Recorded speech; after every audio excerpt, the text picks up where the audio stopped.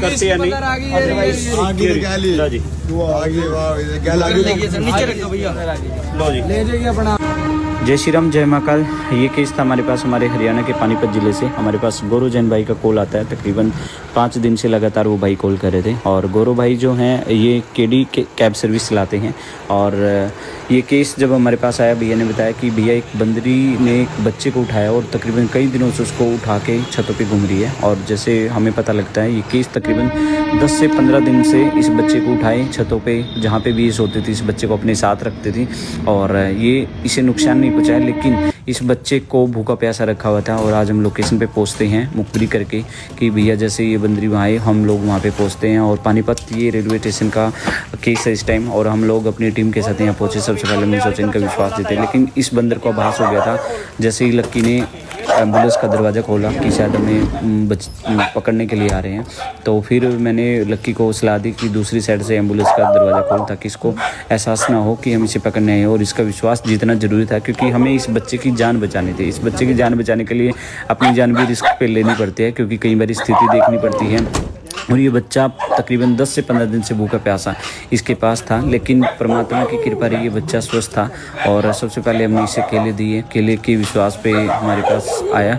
लेकिन आप लोगों को बता दूं ये बंदरी नहीं बंदर था। और मुझे हैरानगी इस बात की है कि इसने इतने दिनों से इस बच्चे को साथ रखा हुआ था, और मौका देख के मैंने इसके हाथ से बच्चा छीना। उसके बाद फिर हमारा भी युद्ध स्टार्ट हो गया, क्योंकि इसके साथ ये लड़ाई इसलिए हुई हमारी क्योंकि इस बच्चे को तो मैंने बचा लिया था, लेकिन ये अगर ये सब इस बच्चे को मैं बंदर को ना डराता, बाद में यहाँ के जो रेलवे स्टेशन के कॉलोनी वासी हैं उनके ऊपर अटैक करता। इसको हमें डराना भी ज़रूरी था, और ये दोबारा भी वहाँ से बच्चे उठा सकता था, इसलिए हमने इसको काफ़ी धमकाया।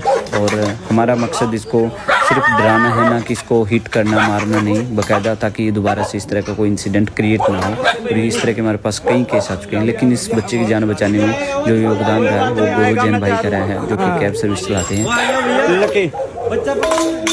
बच्चा नहीं जान देता भैया, जब आप ले लिया जाएगा वापस।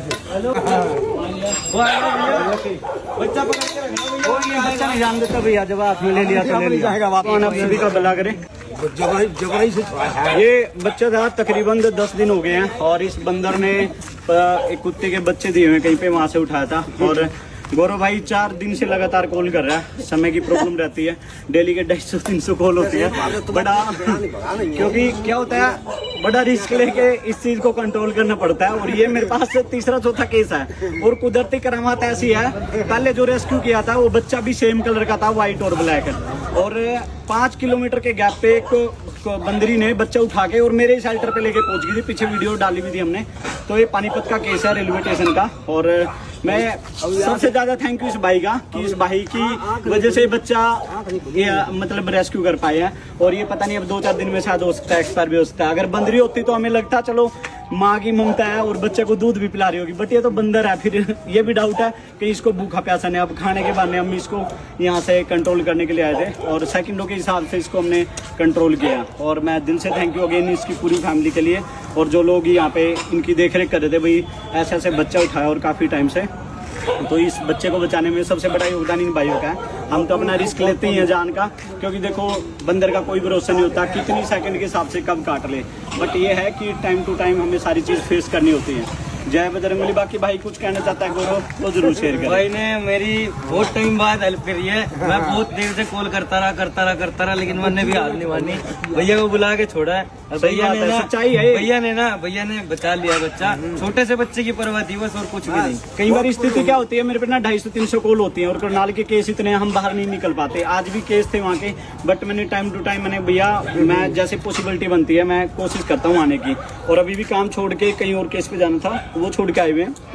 बट आप लोग भी कोऑपरेट करते हैं तो हमारे लिए सबसे खुशी की बात यह है कि आप सभी के सहयोग और माध्यम से सब पॉसिबल हो पाता है, क्योंकि बिना पेशेंस के कुछ नहीं है। और सच्चाई बात बताऊं, ये इस भाई की वजह से इसलिए बच पाया क्योंकि फोर्स करता रहा बार बार, भैया 3 दिन हो गए, 4 दिन हो गए, 5 दिन हो गए, मर जाएगा। सब कॉलोनी की बहुत मेहरबानी है, बहुत वही आत्मा। तो इन सभी लोगों की वजह से बच पाया और मैं दिल से थैंक यू सभी का। जय श्री राम, जय बजरंग।